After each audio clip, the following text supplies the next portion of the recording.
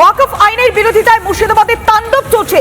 এবার এসপি আনন্দ রায়কে টানা প্রশ্ন রিপাবলিক বাংলার। পুলিশের কাছে নাকি কোনো খবরই ছিল না, কিছুই জানতেন না তিনি, দাবি করলেন এসপি।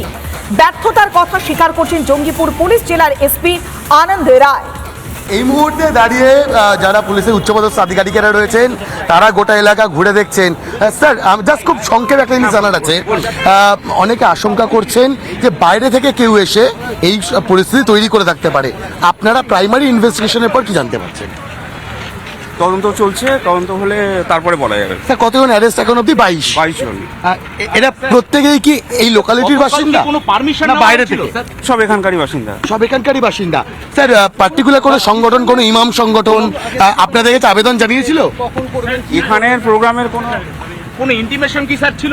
আপনাদের কাছে কোনো ইন্টিমেশন ছিল? ইন্টিমেশন ছিল স্যার, মানে আপনি আগে থাকতে কোনো স্যার, রামনবমীর জন্য আপনাদের তো সেন্সিটিভ পয়েন্ট মার্ক করে দিয়েছিলেন আপনারা।